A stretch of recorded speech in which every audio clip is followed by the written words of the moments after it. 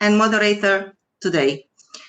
We have registered more than 1,500 participants. So as you can see, we have a great event in front of us, and hope that this 2 hours virtual event will satisfy all your expectations. Without taking more time with any introduction from my side, I would like to introduce already Mr. Bart Biboyk, the Executive Director of the Fuel Cell and Hydrogen Joint Undertaking here in Brussels. He's the director and managed successfully, I could say, the Fuel Cell and Hydrogen Joint Undertaking already from 2016, after a life career in the automotive sector, in particular in Toyota Motor Europe. Bart, the floor is yours. Thank you very much, Mirella, for this really very kind introduction. And first of all, to everybody who is joining today, and I see we are up to 400 already, and the counter is still going up. So Happy New Year, really, to everybody. Happy New Year. I think it's still okay. It's the 19th of January, so it should be not an issue. And let's hope that 2021 will be really a year where we can meet again more often physically. I think we all want this.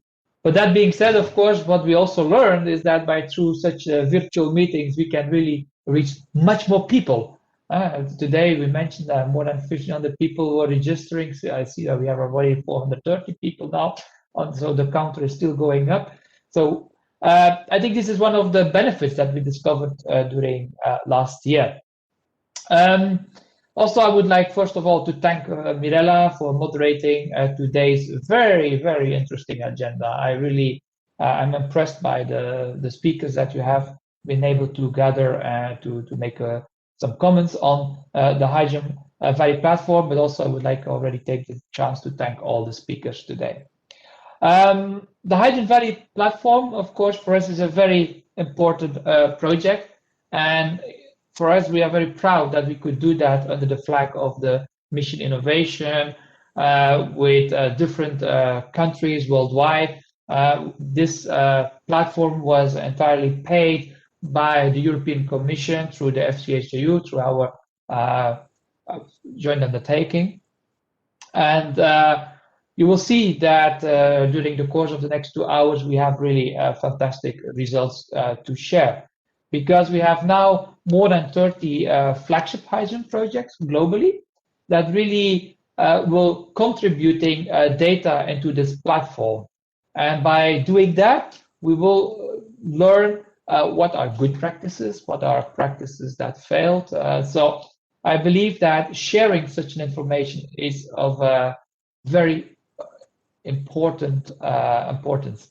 It's really crucial, because we are in a energy transition, as you know, worldwide. I mean, we have very severe targets for CO2 reduction in case of Europe by 2030, but every country around the globe have such a target. And I believe we are in this journey all together, and sharing data is crucial to speed up that transition. And then speeding up, I would say, is an underestimate. We really have to go much faster than we do today. So sharing information will help us to go faster, and just also to scale up things. Maybe a little bit about the concept of the Hydrogen Valley, because we came up with this idea, I would say, back in 2016 already in the FCHJU, where we tried to gather a lot of regions across Europe. And as some of you might know, we have now around 100 regions, about 900, gathered in one big consortium to discuss about hydrogen. And some of the regions really wanted to go very fast on this topic, because it delivered a lot of jobs and growth for their region. And that's why we came up with the Hydrogen Valley concept at that time. And so you will see that in 2018, we really had launched a call, so a subsidy call for creating a Hydrogen Valley in Europe back in 2018 already.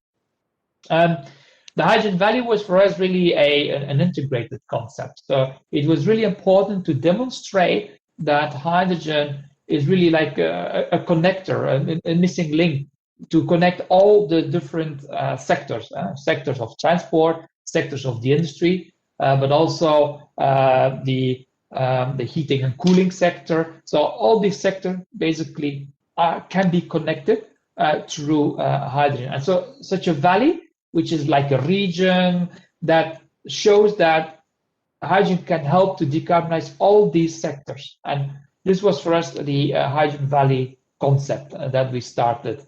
So, and as I said, I'm very happy that today we will already have more than 30 of these valleys reporting in this platform. But also we will have, I'm sure we will have more. Why more? I mean, hydrogen now is really everywhere. I mean, last year, the European Commission has launched their European Hydrogen Strategy. We heard also in other parts in the world, hydrogen strategies are really at top of the agenda of the ministers. So I'm confident that more and more hydrogen valleys will come, and I really hope that they will all report in the platform that we will establish today. Again, it is crucial to share information to speed up the decarbonization transition. So with here, I would like to stop and give back the word to Mirella. I wish you all a very interesting 2 hours, and yeah, looking forward to hear all the debates. Thanks. Thank you very much. Thank you very much, Bart, for your encouraging words. And yes, indeed, I'm also looking at this interesting event, and hope, like I said at the beginning, we will manage all participants' expectations. Just quickly, before we roll on, as you may have noticed, the agenda is already dense, but we would like still to take and have the possibility to take some questions. So I would encourage all the participants to put your comments, questions, views in the chat or in the Q&A box. We will manage that, and we will try to take these questions whenever it's possible. In the agenda, normally it's foreseen after the points 5 and 6, after our consultant Roland Berger presents the results, or in the panel discussions. Now, I would really like to take the time and introduce and kindly warmly welcome Mr. Patrick Child, the Deputy Director of Directorate for Research and Innovation in the European Commission. Mr. Child was always with us in this endeavor, always backing up the hydrogen challenge under the Mission Innovation. And since January this year, Mr. Patrick Child holds the chair of the Mission Innovation Steering Committee. Mr. Patrick Child, the floor is yours. We would like to hear your words. Well, Mirella, thank you very much indeed, and thanks also to Bart for his inspiring introduction and for his best wishes for the new year, which of course I endorse also for everybody who is participating in this important event. And it's very exciting for me to be here indeed, as the Commission takes over again the chair of the Mission Innovation Steering Committee, to have this opportunity to showcase a really practical and concrete example of how mission innovation is strengthening international collaboration on a really key area of clean energy research and innovation. And as Bart has just said, I mean, we have countries across the globe who are engaging and committing to higher levels of ambition in their national hydrogen strategies, committing also huge sums of money in billions of euros to major investment in this area. And with so much money flowing into the sector and so many other challenges that we're facing, including, of course, the post-COVID recovery, it is absolutely crucial that we align what we're doing and bring our investments together so that we can get the best possible synergies and work together towards common goals. And that's why I think that frameworks like Mission Innovation, and in particular the Mission Innovation Hydrogen Challenge, as well as other international gatherings like the International Partnership on Hydrogen Economy, Clean Energy Ministerial, and many other bilateral and multilateral contexts in which we work together globally on clean energy innovation and hydrogen in particular, are so important. Last summer, the European Commission presented ambitious proposals for the European Union's hydrogen strategy.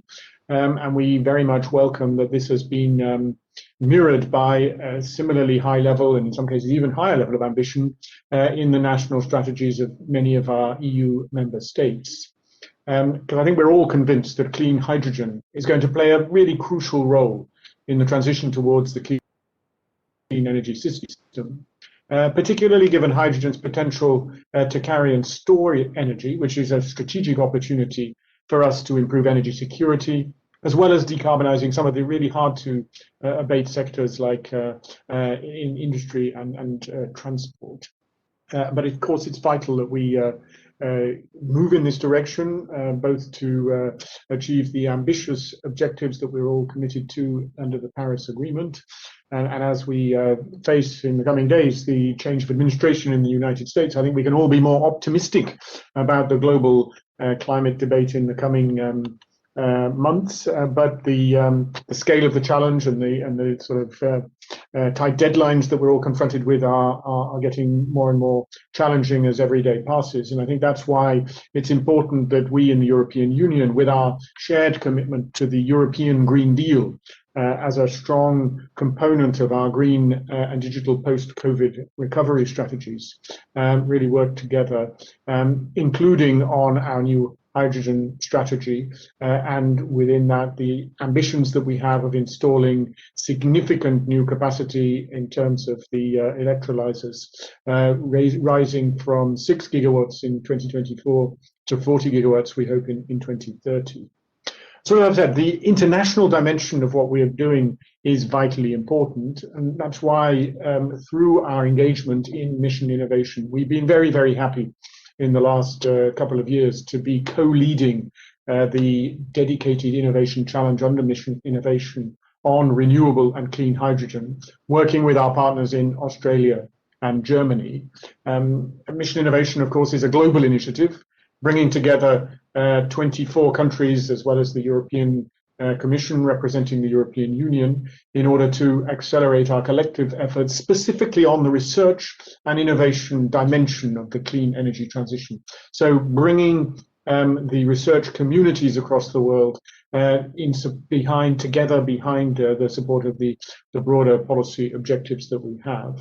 I'm very happy to see that as our part of our commitment collectively to mission innovation, we have all signed up to the objective of doubling investments in clean energy R&D, publicly funded R&D over the last 5 years. And I think we can be really proud of the very significant increases that have been achieved during that period.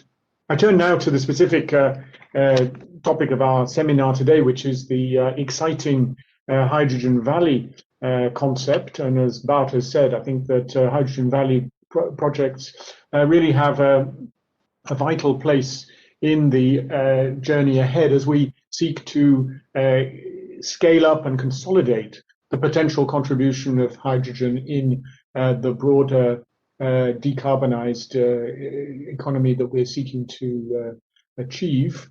So at the level of the European Union, and as part of our strategy on hydrogen that we announced last summer, we are looking to work with member states also to develop large-scale projects under our sort of state aid envelope of important projects for common European interest dedicated to hydrogen, which would make it much easier for national authorities also to support the sort of large-scale projects that we are seeking to develop.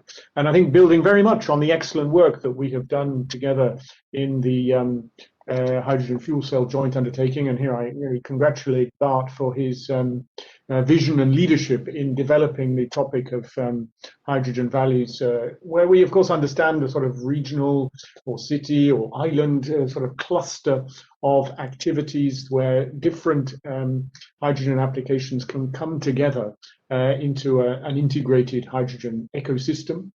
And I think that they fit the Hydrogen Valley concept, which I think was explicitly recognized in President von der Leyen's State of the Union address in September of last year, are a really powerful way to demonstrate the huge potential that we see of large-scale deployment of hydrogen technologies. And by sort of illustrating in particular how we can address the consumption and coverage of a broad range of applications across the value chain in order to scale up hydrogen production, transmission, storage, and use. And we're very much looking forward to continuing to collaborate between the European Commission and our industrial partners and other actors, including the joint undertaking and the research community, through the Hydrogen Alliance, which was launched similarly at the time when the new strategy was unveiled last summer. And now that we also have the budget and legal text in place for the new Horizon Europe Research and Innovation Framework Programme, really optimistic about the future for the Clean Hydrogen Partnership, which is going to be one of our flagship actions in the area of energy under the new Horizon Europe Programme, which is now getting up and running. But I'd like to come back to mission innovation and how this specific platform is going to help us to maximize our future investment in this area. So as I said at the beginning, I'm really excited that under the Mission Innovation Renewable and Clean Energy Challenge, we've been able to work with international partners across the globe, using EU funding, using the sort of acquired wisdom that we have gathered through the work of the hydrogen fuel cell joint undertaking, to provide a leadership and inspiration for actors across the world. So the platform which is going live today, and which we're going to hear about more of, I'm sure, in the rest of this important session, is, I think, got a dual purpose. I mean, it is firstly about exchanging best practice, sharing information, and building collective and global support for the concept of hydrogen valleys, but also to serve as a sort of beacon of inspiration for policymakers and for other actors in the research community as we think of new ways to work together to make hydrogen and the hydrogen economy a really powerful component of our future agenda on decarbonisation more generally. So very excited to be part of this launch. Congratulations to the people who have all worked together to make it a success, and I'm really looking forward to hearing the information we're going to get in the rest of the session. Of course, the journey doesn't end here, and what's particularly important for me, as I say, we take over in the European Commission the chair of the Mission Innovation Steering Committee, is that we are looking ahead to the next sort of phase in the life of mission innovation, and a new level of ambition, we hope, which will be confirmed at the ministerial meeting that we're looking forward to, led by Chile later this year, which then we hope will provide some really strong messages and messages of support and encouragement about the contribution of the energy sector to the wider climate agenda that we're all committed to. Which will then be, of course, at the center stage at the COP26 meeting in Glasgow at the end of the year, and I'm sure part of many other international discussions, particularly, as I say, in this with this new moment of opportunity as we see the American friends returning with a full commitment to the global climate change debate. So in conclusion, ladies and gentlemen, I think that my messages for you today are firstly that hydrogen is really high on our agenda, a political priority with a vital place to play in our decarbonisation and climate change objectives. That we in the European Union, through our joint undertaking on hydrogen under Horizon Europe for the future, are going to invest and commit politically very strongly in this area as part of our strategy, with the Hydrogen Alliance, we hope, playing a strong part. And hydrogen valleys are going to be a concept which I think we can further develop and which have huge potential in order to show how hydrogen can be integrated into the broader ecosystem and achieve potential across the board. And therefore, this example of international cooperation, which is so vital for the progress that we need to make, is for me really exciting and encouraging. And so with that, very happy to hand back over to Mirella and to wish you all a very successful and rewarding seminar for today, and a great success for the platform in the months and years ahead. Thanks very much. Thank you very much, Mr. Patrick Child, for your very inspiring words. And on behalf of the joint undertaking, I can only confirm that we are more than committed to continue this work. Thank you very much again, and also for the support that the European Commission has provided to this initiative. Thank you. Thank you very much. Now I would like to move on to one of the other two colleagues of the Mission Innovation Challenge Hydrogen. And I would like to introduce Mr. Kurt Christoph von Nobelsdorf. I apologize if I have not pronounced well your name. And it is my great pleasure to welcome Mr. Nobelsdorf, Managing Director of NOW, which is the German National Organization of Hydrogen and Fuel Cell Technology. Mr. Nobelsdorf, we would like to hear your opinion as a colleague of this initiative. The floor is yours. Yeah, thank you very much, Mirella. I hope I can be heard. If you could not, yes, okay, that's fine. So the pronunciation of my name was perfect. Don't worry about that. First of all, I want to thank for the invitation and the opportunity to attend today's launch of the Hydrogen Valley platform on behalf of the German government. I'm very happy to fill in for Thorsten Herdan and the Ministry of Economic Affairs as the co-lead of Innovation Challenge number 8. For me personally, it's the first hydrogen event in 2021, and I have the slight suspicion that there will be many more to come throughout the year. With our partners, Australia and the European Commission, we have successfully collaborated over the course of the last 2 years on issues such as hydrogen and the gas grid and integrated concepts, the hydrogen valleys, with the goal to innovate through scaling up. And during the same time period, we indeed, as Mr. Child has just mentioned it, we indeed have seen growing momentum for hydrogen worldwide with new international initiatives and various national hydrogen strategies, one of which is our own, the German National Hydrogen Strategy. And this one provides an holistic strategic approach, acknowledging for the first time the huge role of hydrogen in the energy transition, coupled with the acknowledgement of continued need for energy import and importance of international collaboration. It is really more than just a strategy paper, but really a strong commitment to hydrogen backed with an earmarked budget of 9 billion euro.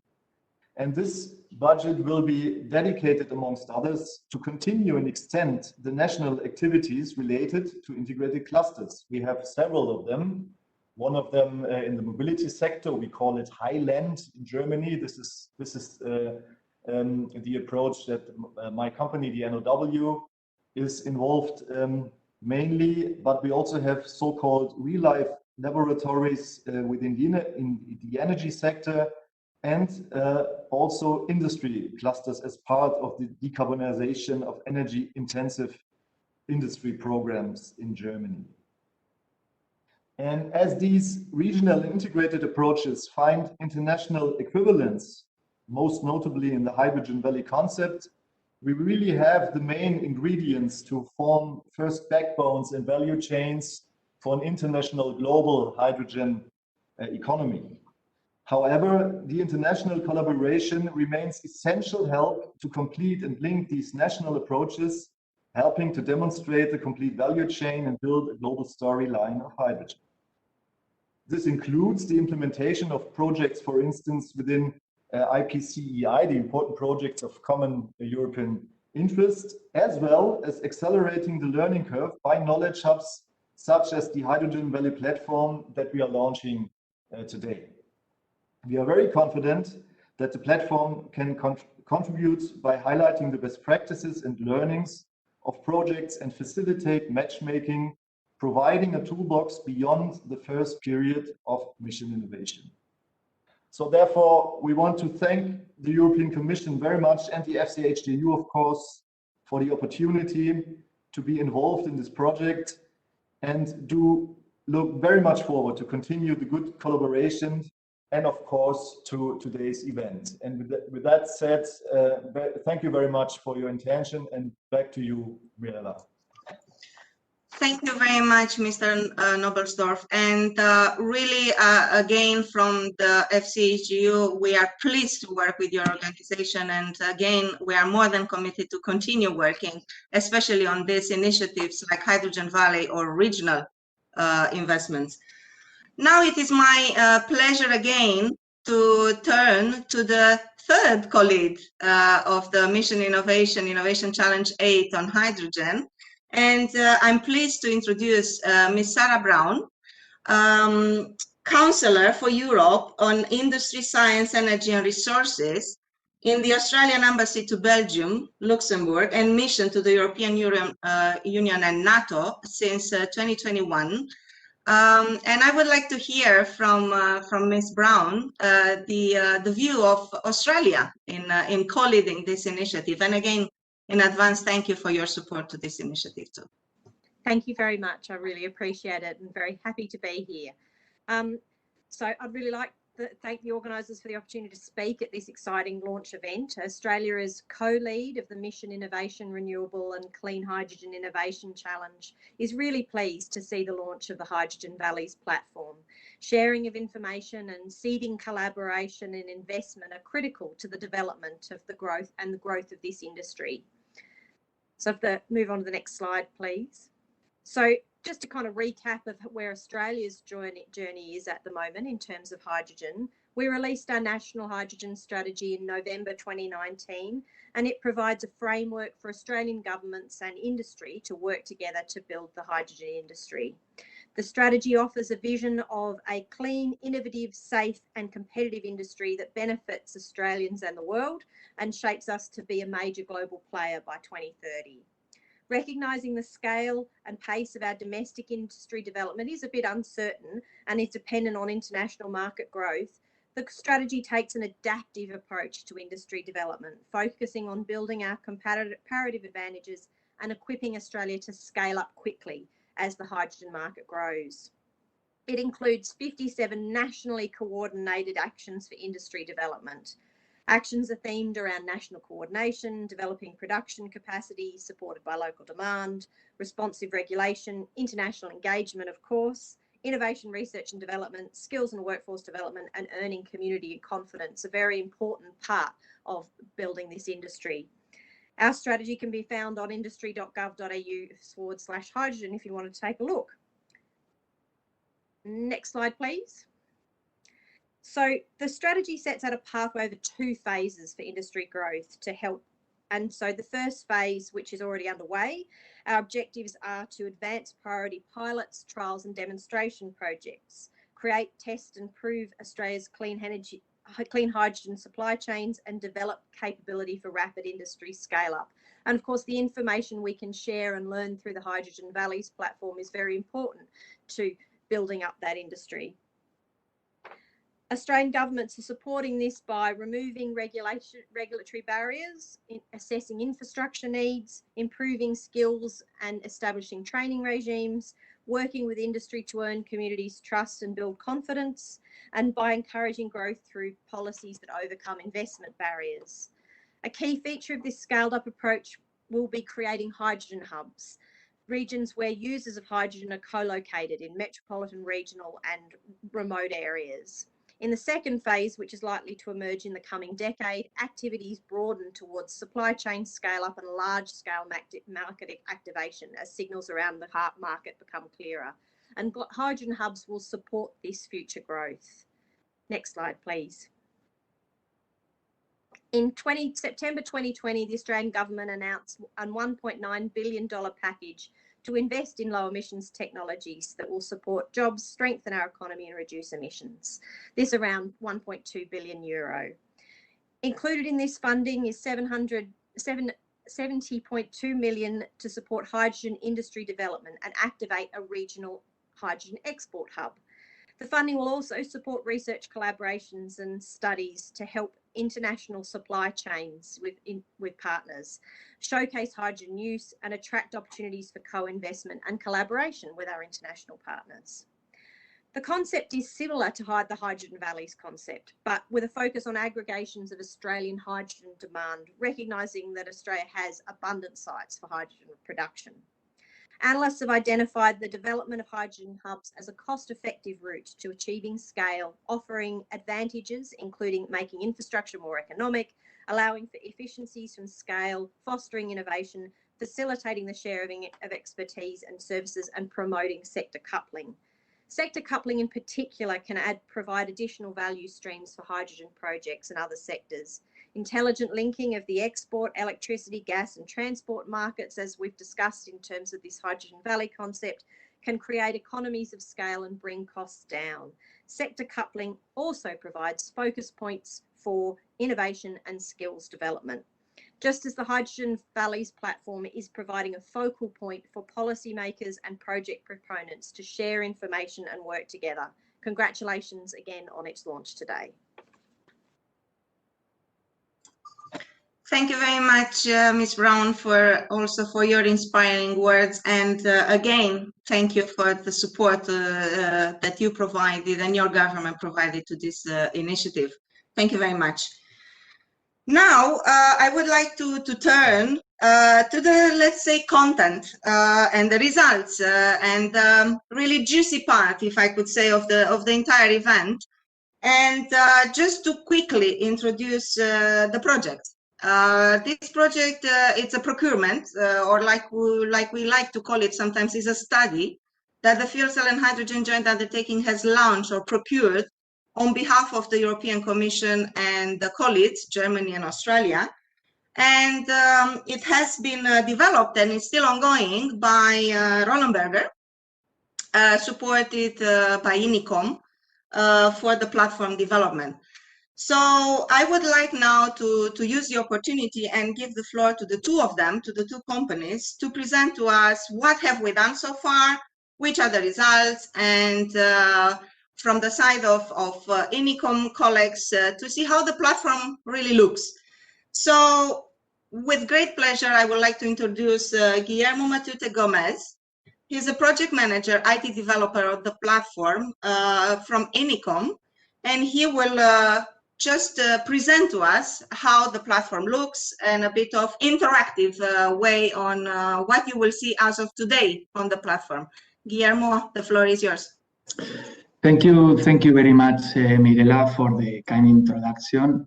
And of course, thank you very much to the European Commission, the CSJU and the Mission Innovation for the opportunity to be here presenting the Hydrogen Valleys platform. So yes, let's have a look at the platform. I'm going to share my screen to give you a short tour around the platform. So hopefully you will be right now seeing my screen. Very good. So hopefully the platform will resemble familiar to you if you have been visiting the landing page that we developed last summer, where you were able to log in and subscribe to get more information. Just to give you a rapid overview on what you can find in the portal, we have here on top the different menus around the portal. First of all, we have the Hydrogen Valleys menu, which will provide particular information on each of the specific participating initiatives. Then we have also the analysis part, which on the opposite will provide aggregated information in the form of charts and visuals.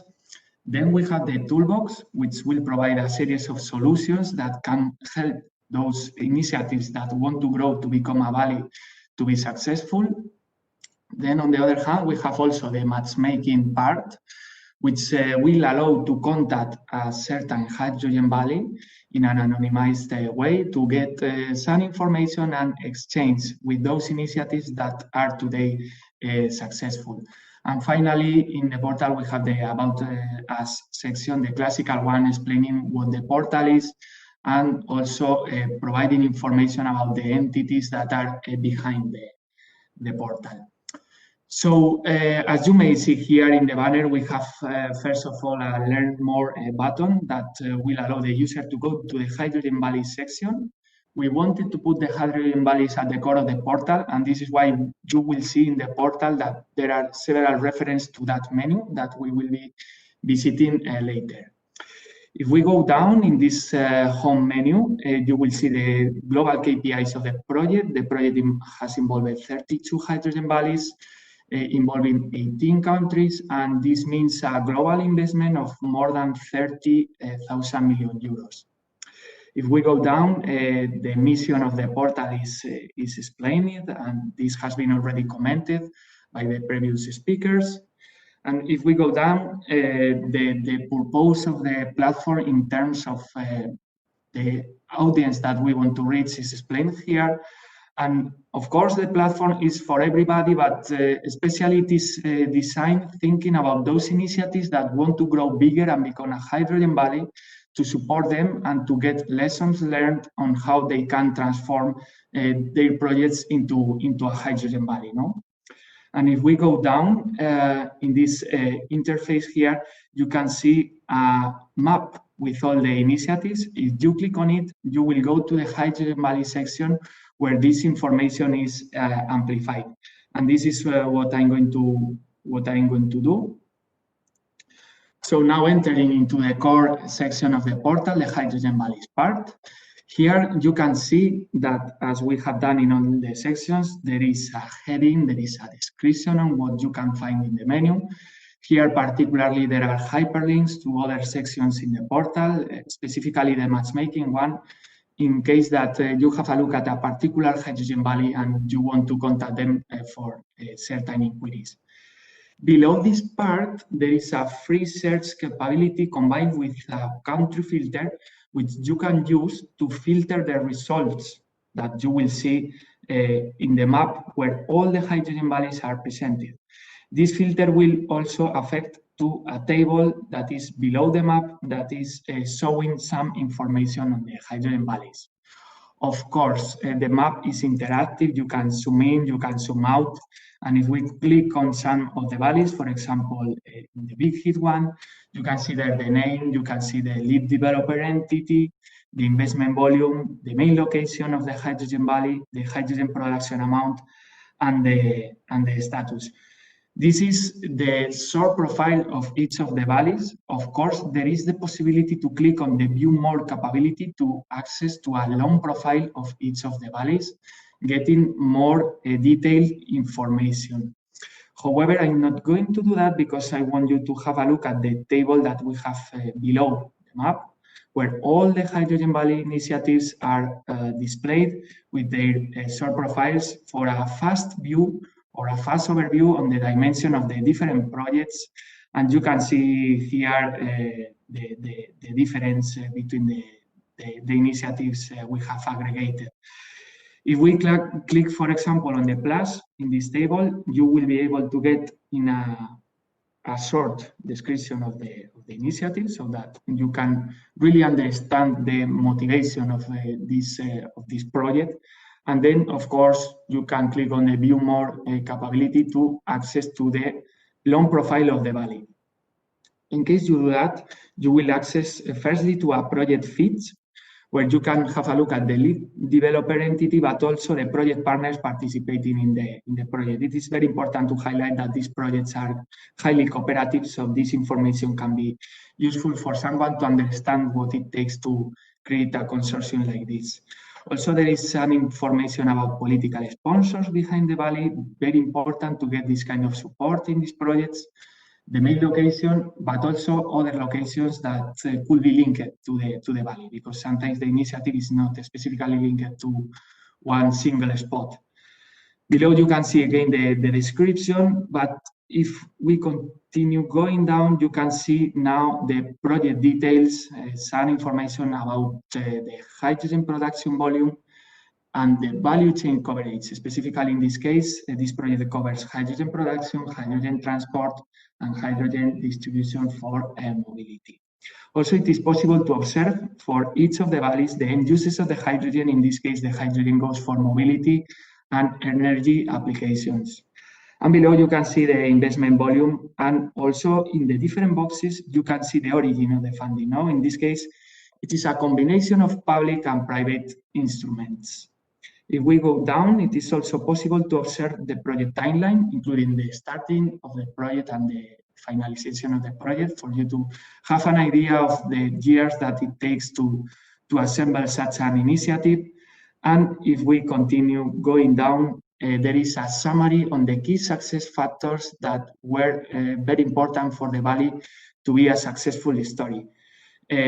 We have classified them between development phase, which is critical to succeed, and then the business operation phase, commercial and financing phase. If we continue going down, it is possible to go back to the Hydrogen Valley section, or in other case, it is possible to click on contact and you will reach the matchmaking part of the portal, where you can select the Valley and send a message and initiate an exchange of information. Then we are going to continue with the second most important menu in the portal, which is the analysis part. In the analysis part, we wanted to condense all this information that we got from the valleys, from the different survey processes, and in the form of statistics primarily, but we have different sections here. We have 4 main sections. The first one is statistics, the second one barriers, the third one is best practices, and the fourth one is about the project reports. So starting with the statistics, you can see here on the left that it is possible to access to a series of submenus. These submenus are based on the survey process that the Hydrogen Valley initiatives completed to aggregate all the information for the portal. And then inside each of the submenus, it is possible to access to the different categories where the results of the questions are gathered in the form of statistics.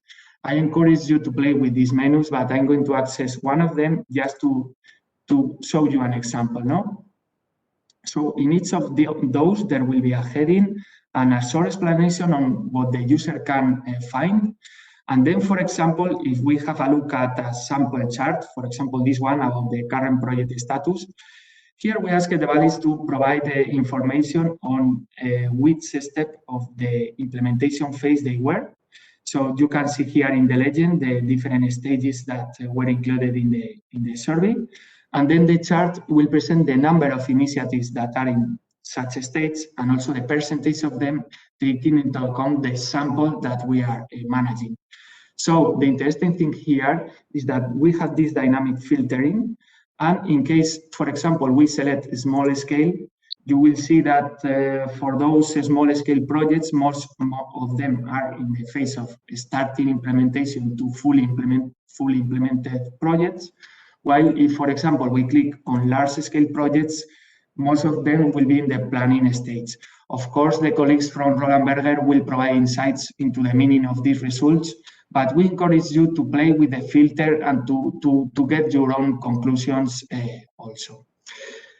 It is also important to highlight that we did not want to have the possibility to combine the filtering, and this is intentional because someone could provide a combination of filters that gets particular information on a Hydrogen Valley, which is confidential. So we wanted to avoid this, and this is why it is not possible to combine the filtering. On the other hand, we have the barriers part. The barriers part is very similar to the statistics part. It will present the barriers of the projects in the form of statistics. And it is structured around regulatory barriers, preparation-related barriers, and financing-related barriers. So, for example, if I click on the regulation barriers, you will see some statistics on the kind of barriers that the projects are facing. But also, you will observe here some dynamic charts that illustrate the specific sentences that the valleys told that were barriers. Where in this case, we have created this sketch to be able to compile all of them in a user-friendly manner. Then if we continue in this menu, there is the best practices section. The best practices section is an extension of the long profiles of the valleys for those valleys who wanted to tell about the lessons learned that made them successful. And in this case, for example, if we click on one of them, you will see that in a unified format, they provide information on the challenges that they faced, how they overcame those challenges, and very important, what learnings they could give to other projects starting in the same phase to consolidate a similar initiative. So we believe this information will be for sure very useful. And of course, on the bottom, you have a button that will allow you to visit the specific public profile of this valley in the Hydrogen Valley section. And finally, there is the reports part. The reports part will include the PDF format documents illustrating the main findings of the project. These ones will be coming soon, and for sure you will be informed on them and on their release by social media. Then, if we continue with the portal, we have the toolbox section. This toolbox provides a series of useful links and solutions for valleys who are deciding to start an initiative to understand specific data, get KPIs, and also get support. No? So we have classified them into three categories. We have, first of all, those that are platforms and databases that include information in the form of a web portal, for example, the Fuel Cells and Hydrogen Observatory, which includes market and regulatory information on fuel cells and hydrogen. We have also the reference studies, mainly studies about deployment of fuel cells and hydrogen technologies, for example, the hydrogen roadmap. And finally, we have information also here about the stakeholders, which stakeholders are supporting this kind of large-scale projects. And here, for example, we can see European Commission, FCSJU, Mission Innovation, NOW, and etc. So if we continue with the portal, there is then the matchmaking part. In the matchmaking part, you will be allowed to contact any of the Hydrogen Valleys initiatives participating in the project. You can see here in the recipient menu that you can select one of the valleys. And then by completing some information about the inquiry category, whether you represent a hydrogen project and your personal information, you will be able to leave a message and submit it to the Hydrogen Valleys. Finally, last but not least, a classical section in this kind of portals, which is the About Us part. We wanted here to explain very shortly and rapidly what the Hydrogen Valley platform is, then provide also information about the key performance indicators of the project, and also below maybe longer explanation of the Hydrogen Valley platform, but redirecting the user to the Hydrogen Valleys section, which is from our perspective the most important one. And below you can see the logos and the information about who we are and who is behind this exciting initiative. So at this moment, we will encourage you all to visit the platform, to enjoy it, to discover the hidden parts that we have not able to present in this tour today. And of course, contact us in case you have any inquiry. Thank you very much, Guillermo, for this short presentation of the platform. And like Guillermo said, we would encourage everybody to go to visit the platform, play with it, extract, look at it, and yes, do not hesitate to tell us if you would like to see something else or something else improved. Of course, we'll do our best to do that. So in doing that, and like I said, working hardly in making this true, I would like now to introduce the leader of this procurement, our Rollenberger partners. And I would like to start with Uwe Weichenhan. I hope again I pronounce well your name, Uwe. Partner for Rollenberger Infrastructure Practice, and of course the developer of this platform, together with his colleague Markus Kaufmann, Senior Project Manager for Rollenberger's Infrastructure Practice and the lead of this procurement of this study. Uwe, Markus, the floor is yours. Mirella, thank you very much for this introduction. And ladies and gentlemen, let us now have a closer look at the analysis section, at the facts and figures about the hydrogen valleys. We had the pleasure to manage the setup of this platform over the last months. During this time, the attention for the hydrogen topic by industry, by policymakers and the public again accelerated. It's really exciting times for people who work work in the hydrogen industry, new projects are being announced on a weekly basis, and that really happens globally now. Yeah? Projects are being developed in Europe, in the Middle East, in Asia Pacific, in the US, and the sizes of those projects get bigger and bigger with the overall objective to commercialize the hydrogen technologies. So what is the role of hydrogen valleys? Hydrogen valleys showcase the full potential of hydrogen as an energy vector in a regionally defined scope. In the past, we have mostly seen demonstration projects focusing on single applications. Hydrogen valleys are different. They're the next development step. They illustrate the usage of hydrogen along the whole supply chain. And they show the synergy potential of using hydrogen in an integrated manner for different use cases, in industry and mobility, in heat and power. We found in our analysis that the drivers for hydrogen valley development go beyond climate change. Of course, hydrogen has a key role in decarbonizing our societies. It provides a solution for sectors that are otherwise hard to decarbonize, like, for example, industrial feedstock, process heat, and heavy-duty transport. But besides those environmental considerations, economic reasons are equally important. Hydrogen valleys build on regional strength. For example, new renewable energy generation costs in Australia or in Southern Europe. And they build on existing infrastructure assets like depleted pipelines or storage options. The development of hydrogen valleys can also support the industrial transition process from gray to green, creating value add and employment in a promising growth sector and catching up for value and employment that might be lost in gray sectors. And already today, hydrogen valleys are being developed commercially with a positive business case for investors, provided that a supporting regulation is in place. There is also a social dimension of hydrogen valleys, pointing towards public acceptance of the technology. In summary, if successfully implemented, hydrogen valleys provide a strong proof point that the hydrogen technology is ready and that the synergies can really be materialized. Or to keep it short, that hydrogen works in practice. Let's now look at the next chart. Over the last couple of months, we had the pleasure of working together with more than 30 valleys worldwide.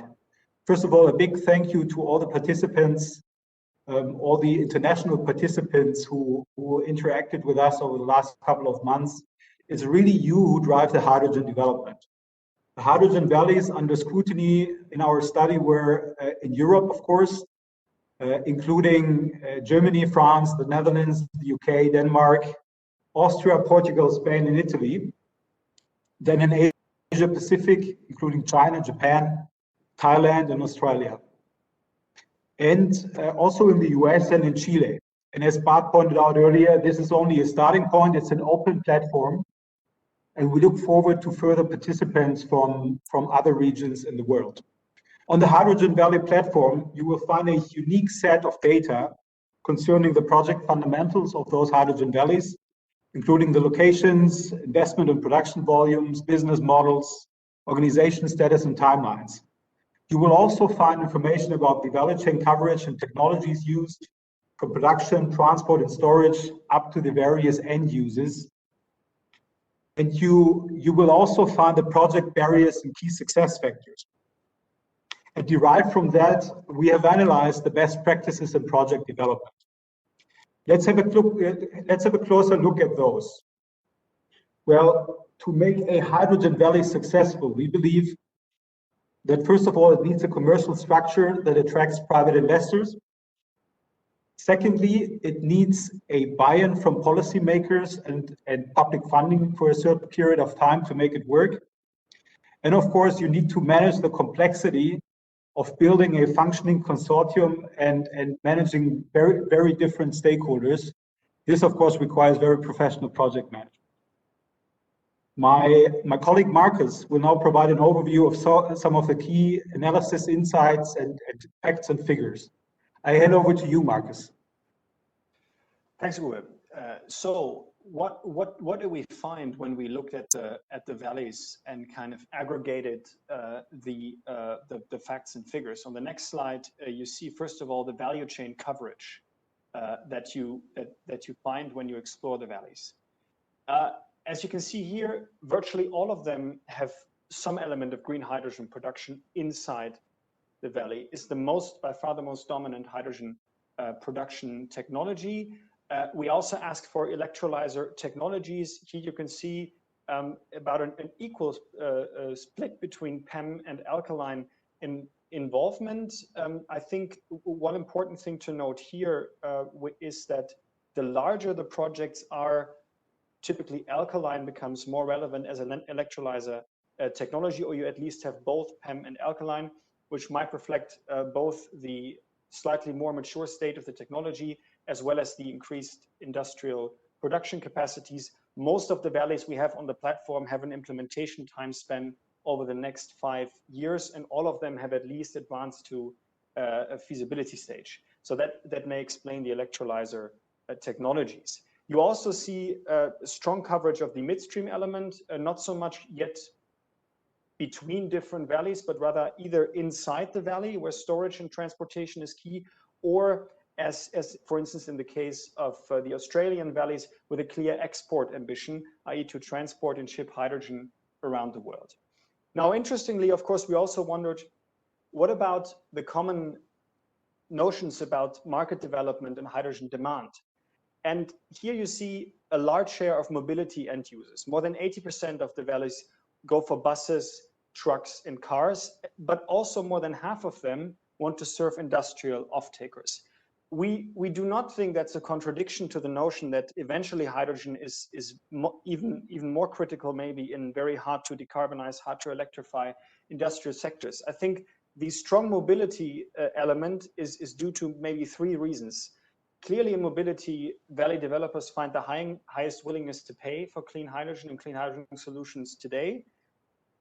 There's certainly a legacy, definitely in the European valleys, with previous demonstration projects in mobility, for instance, refueling stations, deployments of buses, etc. And then also mobility is a very strong showcase element. So what Uwe mentioned earlier about the social element, what also the previous speakers mentioned, in terms of getting a sense of the look and feel of hydrogen, mobility with vehicles driving around is a strong motivator for valley developers. Still, as I mentioned before, as projects get larger, we see an increasing relevance of big off-takers from the industry. Let's turn to the next slide and look a little bit at the commercial side of things. It's very diverse, but once again, I think it shows signs of a maturing market, but also still of a market where valleys are really at a stepping stone between first small projects and larger market rollout. More than 30 billion euros investment in total, all valleys combined on the platform. Guillaume already mentioned that. And here you see about a little more than half of them have an invest of less than 100 million, and the other half wants to invest more than 100 million euros in their valleys. The smaller scale projects tend to be more mobility focused. The larger scale projects tend to be more industry or energy focused, i.e. larger volumes of hydrogen production, storage, transportation, larger off-takers. The hydrogen cost on average is 6 euros 30 a kilogram, which of course is way above what gray hydrogen costs today. We all know that. Well, this is clean hydrogen. And of course, it also, I think, reflects once again, lots of green hydrogen in a short to medium stage with still higher production costs, but also the combination of green hydrogen production in mobility off-takers, where you indeed, as I said before, tend to have willingness to pay for green fuels of, for instance, more than 5 euros a kilogram. Also, we asked the developers, how confident are you in terms of your own commercial offering? Do you consider yourself competitive or even more competitive? And we still have to acknowledge that these are cases and business cases that require public funding, as you can see here. But I would say it's quite an encouraging result to see that more than a third of the valleys consider they are as competitive or even more competitive than conventional offering. Once again, this is as per the developer's own assessment. So much for the look at the valleys overall. Now let's look inside the projects a bit on the next slide. And we ask, of course, what's holding you back? What are the challenges that you face as you develop the projects? And what do you need in terms of an environment where a valley can get off the ground and thrive? We asked them, name your top challenges, or tell us whether these challenges apply to you. And I want to highlight funding, business case, and risk sharing mechanisms. For me, that they came up so high on the top challenge list also just reflects an increasing tendency to look at full commercial models inside the valleys. Really ask yourself, rather than just being publicly funded demonstration projects, how can we bring supply and demand together, build a viable commercial structure, contracts, offtake agreements, etc., and make a project viable with some public support from a commercial point of view. A critical point, as Uwe mentioned before, is also the regulatory environment. And here, and you have all the time to explore the details on the platform, let's just take a quick look at the key regulatory hurdles that developers face when driving forward their initiatives. I think permitting turned out to be quite a relevant element. I think this is insightful for policymakers, both in terms of experience on the side of permitting authorities, but also the fact whether procedures and legislation rules are actually in place to allow larger scale electrolyzer, hydrogen refueling stations, vehicle permits to be issued in time so that projects can develop. And of course, unsurprisingly, also the taxes, levies, and duties on green electricity taken from the grid are a critical issue. Not all of the valleys, keep that in mind, who go for green hydrogen necessarily have their own renewables capacities inside the valley. Some are sort of procuring the green power from outside. So I want to leave on this point. Once again, there's ample opportunity to explore more about what concerns the developers and what challenges there are and best practices we found and how to solve them on the platform. And I'm going to hand over back to Uwe, who's going to give us a bit of an outlook on what we see for the valleys to be their future role as the overall hydrogen market continues its journey.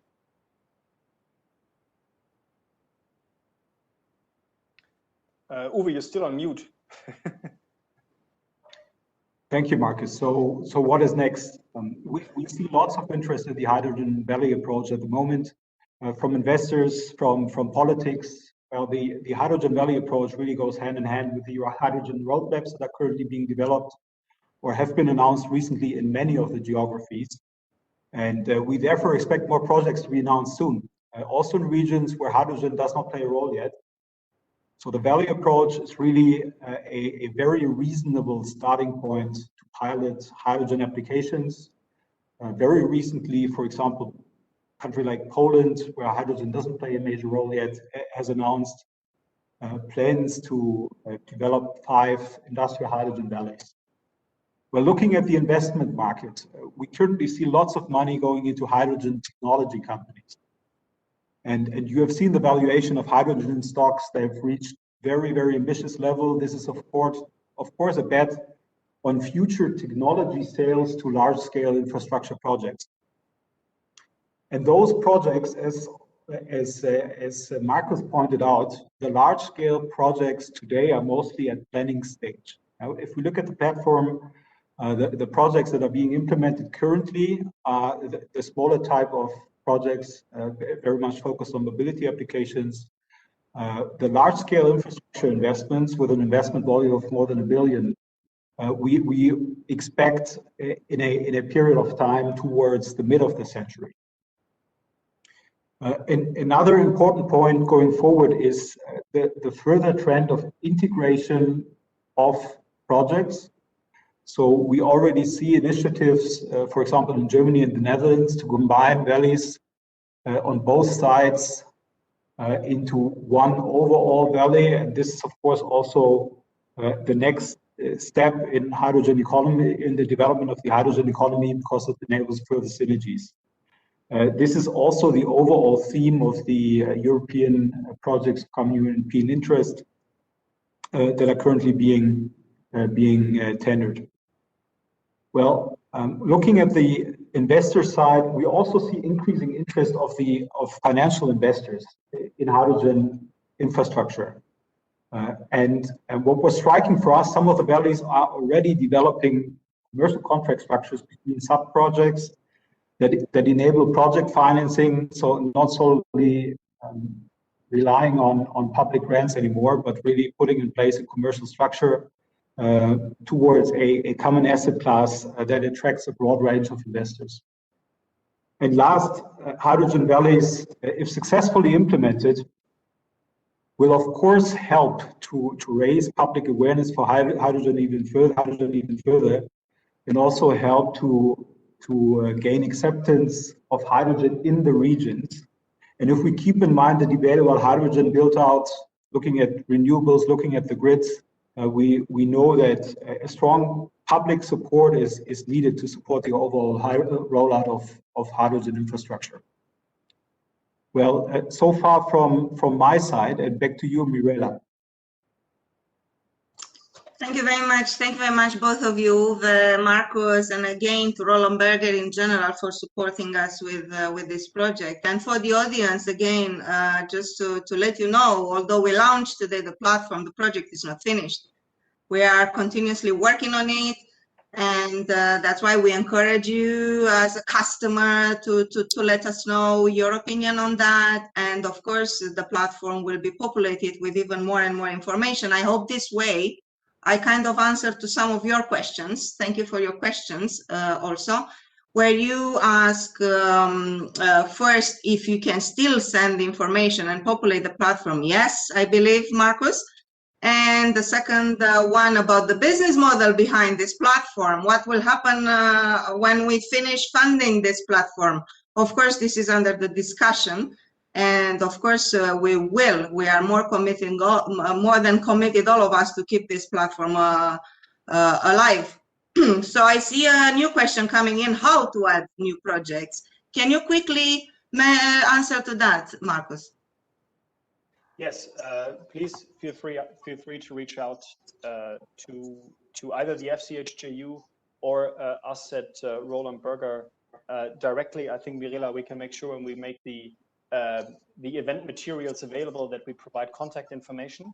And there's a stage gate right now, which is the Roland Berger and Inicom managing the platform, what goes on it, etc. So if you reach out to us with your project, we're going to be happy to take a look at it and get back to you ASAP.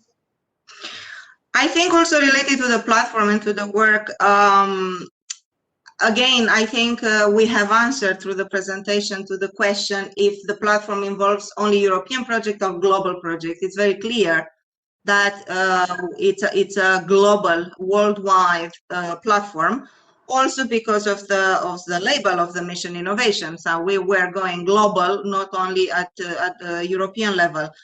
Now, the question we got from the audience, Marcus, that we can also, I believe, quickly answer is how often the data on the platform are going to be updated.